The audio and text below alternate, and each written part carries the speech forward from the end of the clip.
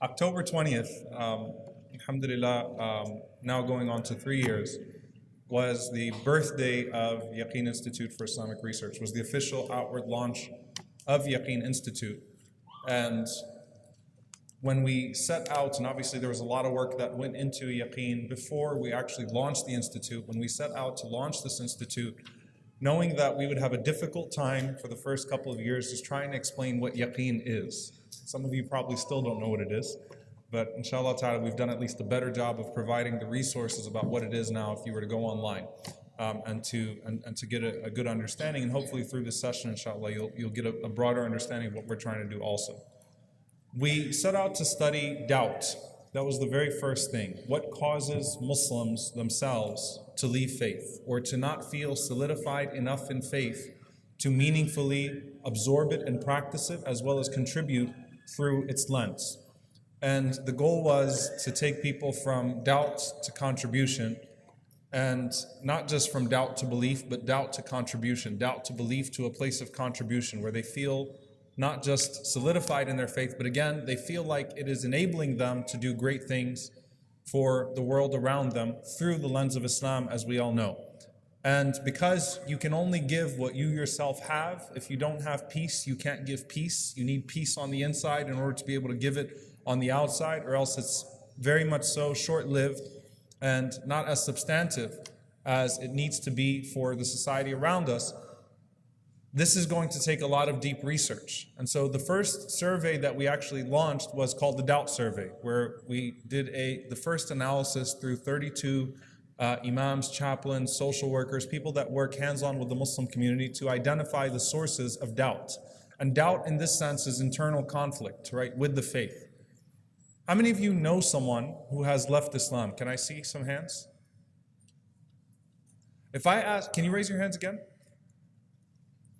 If I was to ask that question at an Islamic convention 10 years ago, it would not have been even 50% of those hands, right? I mean, if you looked around the room, that's a lot of hands to go up, right? That people that we actually know that have actively left their faith. How many of you know someone that is struggling with the faith, including, it could include yourself? How many of you know someone struggling with the faith? Vulnerability.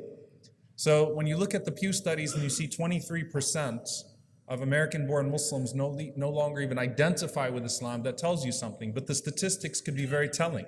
Why is it that 80% of American Muslims fast, but only 39% pray, when prayer is more important than fasting in the hierarchy of the pillars of Islam? What does that say about identity and belonging and different factors that come into play with our worship? So we launched the Doubt Survey, and most people did not identify intellectual reasons for their departure from Islam, but deeply personal ones, because you cannot separate your personal experiences from your belief, from the way that you would view God and from the way that you would view the world around you. We are complex beings, but everything is deeply interconnected. If the authority in your life has been abusive, then naturally when God is introduced into your life as an authority, you're going to view him probably through an abusive lens, because that's what it was. If it was highly disciplinary, God's, there are triggers in anything that's disciplinary associated with God in the Qur'an and the Sunnah of the Prophet ﷺ. If culture was presented to you packaged as religion and you had an aversion to that cultural idea, thinking that it was Islam, that might have turned you off of the religion. If you've been constantly bombarded with this idea that you are from a backwards way of thinking, an inferior religion, an inferior way of life, and you went to public school your entire life and everyone around you, felt sorry for you or pitied you and viewed you as being oppressed, and you naturally started to view yourself as oppressed. All of those things are deeply interconnected. So there is an intellectual component, because what those things do at the personal level is they expose our intellectual deficiencies as well, and our spiritual deficiencies as well. But at the same time, dealing with the personal and what that particular personal impact is on my faith, which is at the bare minimum, from an Islamic perspective, the definition of my life's purpose, and what the personal means with that. So we started to address a lot of the misconceptions about Islam. We started to talk about some of those intellectual attacks on Islam. And a lot of our research initially focused on that. And of course, those intellectual conflicts might stem from the personal, but we started to do a lot of work on the intellectual. And then we started to do a lot on spiritual, because you know what? There is a way to spiritually anchor yourself in a way that Islam and faith would be rooted in your heart, so that when the intellectual and the personal come, they cause your tree to bend but not break, because it's deeply anchored in the heart. There's a spiritual anchor in the heart. There's that relationship you have with Allah, that knowledge of the person of the Prophet ﷺ, which personally I think is one of the greatest ways to solidify faith in your heart, is learning about the seerah of the Prophet ﷺ, the person of the Messenger ﷺ. That all of that is based in the heart, and that belief in Allah and knowing Allah and who Allah is, and connecting all of the questions that you have to the attributes of Allah that render primary concerns about Islam to secondary concerns about Islam. All of that is extremely important. And so we launched the Proofs of Prophethood series and these things about, solidifying the spiritual in the heart. But how do you then deal with the personal? Now here's one wrong way to approach this. The wrong way to approach this would be to suggest that there is no value whatsoever in counseling, in therapy, that there are no concepts of depression. Just read Alam Nashrah Laka Sadrak and everything will just go away. Or, all of these deeply traumatic things that have taken place have just a scripture that needs to be recited and then it's all going to go away. Spiritual bypass the entire corpus of advancement that we've made in how we personally take care of ourselves, and how we internalize the experiences around us in a way that's healthy, not just spiritually healthy, but emotionally healthy, that allows us to not, to make progress in our lives, whether that purpose is worldly in its nature or it's towards the hereafter. But how do you, deal with everything that's taking place? So the suggestion can't be that the solution to depression is just read Qur'an and bypass it all. And the solution also cannot be to equate depression with low faith. That connection does not exist in the Qur'an and the Sunnah of the Prophet ﷺ. That's an interpretation that I think is very faulty, but it does not exist in the Qur'an and the Sunnah. However, it is very useful to understand the connections between what happens to me on a personal level and what that means in terms of my faith, and how I can make sense of that in a way that's productive and in a way that allows me to take the first steps towards not just rectifying that chaos in regards to my faith, but that chaos in regards to life as a whole, and how I start to put that back together. And so, alhamdulillah, at that point, we had the blessing of reaching out to Sister Sara Sultan and Sister Najwa, and, really exploring deeply. Both of them have a background in therapy, so they have the secular background as well as being grounded within the tradition of trying to put together a series on the relationship between trauma and faith. On the relationship between trauma and faith. And the relationship between our personal and everything that happens to us at an experiential level, because Islam is a lived faith. It's a lived experience. It's not just sorting out creedal concepts. It's a lived experience. It is supposed to touch every element of your life. So I need to better understand how that connection plays out in a healthy way in my life. And alhamdulillah, they did incredible research over almost the course of an entire year. And I've been producing, alhamdulillah, or we've been releasing a chapter of that research on about every 4 to 6 weeks, alhamdulillah Rabbil Alameen, on the relationship between trauma and faith. And I can tell you that it's groundbreaking, and that I myself have personally benefited from it in ways that I think any person that is either in the position of caregiving in any capacity, or any person that is in need of care, which I think all of us are, we're a deeply traumatized community. Deeply traumatized community. And we have a lot of issues, and one thing I've realized in a lot of our group sessions recently is that most collective Muslim gatherings, whether it's a halaqah or whether it's a group of people in Hajj, become group therapy sessions. Just without calling it that. But we have a lot that's built up inside of us, and we don't have healthy outlets. And inshallah ta'ala, what I hope this can do is this can be the beginning of embarking on a healthy conversation, inshallah ta'ala, about the relationship between the personal and the trauma and our faith, and and crafting healthy solutions, inshallah ta'ala, for the community, both at the individual level and at the collective, inshallah, so we can start to move in a more productive direction, bidnillahi ta'ala. And I want to leave you with this one point, inshallah ta'ala, before I hand it over to Sister Najwa and Sister Sarah, and I hope you attend both sessions, inshallah ta'ala, and really benefit from the incredible work that they've done in this regard. A lot of people think it's not just equating low iman and depression, which is the problem. A lot of people think that if I do something like counseling, or start to try to put these pieces together, that is because I failed to do it all myself with just what the Qur'an and the Sunnah gave me.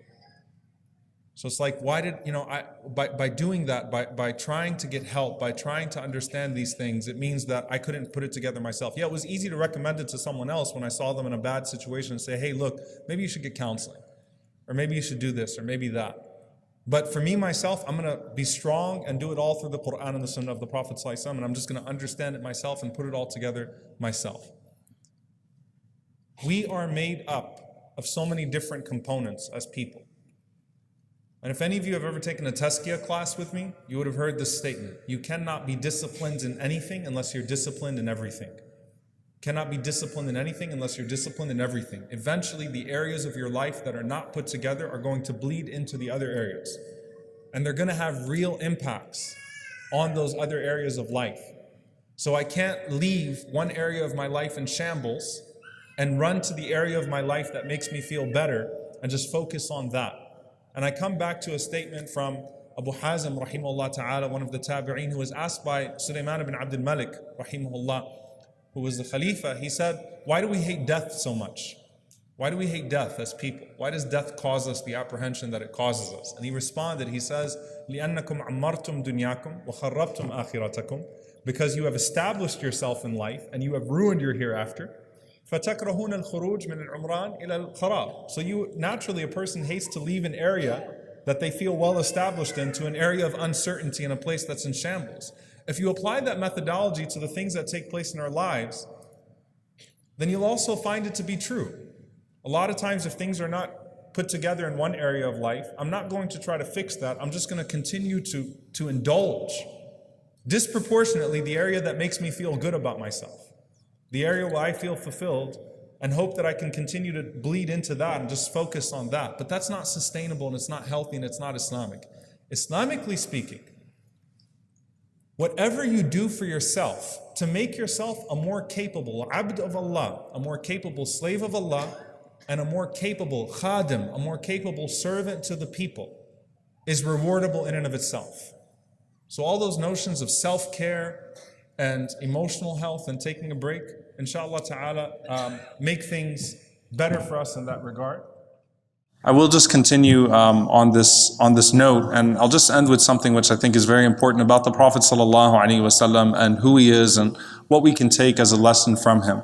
You know, you look at the Messenger ﷺ, you always see this perfect balance that he had in his life, that the Prophet ﷺ was who he was inside the house, outside the house. His excellence in worship was represented in his excellence in his work ethic. His being a community leader was also tied to his being, you know, a good father, a good husband, someone that was considerate. So those qualities that you see that led to the excellence of the Prophet ﷺ in those different areas of his life were not circumstantial. So the quality of empathy, for example, was something that impacted the Prophet ﷺ's dua, and impacted the Prophet ﷺ how he dealt with his family, and impacted the Prophet ﷺ and how he dealt with his community. That quality of seeing things through, the perfection of an action, making sure that an action is done right, was something that manifested itself in every aspect of life of the Prophet ﷺ, with the way that he did his wudu, to, you know, the very famous, a beautiful hadith, one that really moved me, from Abdullah ibn Abi Awfa radiallahu ta'ala anhu. He said that, describing the Prophet ﷺ in Shamal Muhammadiyah, he said that the Prophet ﷺ was not too proud, وَلَا يَأْنَفُ. He was not too proud and yamshi ma'al armalati wal miskin, to be seen constantly walking with an orphan or with someone who was poor or a widow, hatta yaqdi lahum al-haja, until the Prophet ﷺ made sure that they saw the end of what they were seeking. So he wouldn't just touch something, he would see it through, right? So it's a quality that the Prophet ﷺ developed, that he could take intentionally to every single aspect of his life. And so when we're talking about adopting these qualities of the Prophet ﷺ in our different aspects of life, it's to help put us together in the most wholesome way possible, in a way that benefits our deen and our dunya, a way that benefits our careers and our family lives, in a way that benefits our productive role as community servants, as well as not being sloppy with our acts of worship with Allah subhanahu wa ta'ala. So it's to develop those frameworks, those qualities, and that balance. And on that note, inshallah ta'ala, you cannot expect religion to be put together for you if you don't give it its time. Anything in life, you got to give it its time. So you got to be attentive to it. If you want it to come together in a way that's healthy, you have to be willing to give it its time. So if you want things, if you're in a turbulent marriage, you need to be willing to give it time to reduce that turbulence, right? And you have to be willing to take the necessary steps. The same thing with faith. This isn't something that just comes to you when it's in shambles, like I'm just going to make dua and why isn't it happening for me? Giving it its time and taking the necessary steps to put it together. And if this is our priority, to have our purpose in line, to have our faith in line, then we have to be willing to be extremely intentional about doing whatever it is that's necessary to keep it put together and streamlined bidnillahi ta'ala. So with that, inshallah ta'ala, I'm going to hand it over, inshallah ta'ala, to Sister Najwa, Sister Sara, to talk about the research, inshallah, and how we can benefit from that. Jazakumullahu khairan. Wassalamu alaikum wa rahmatullahi wa barakatuh.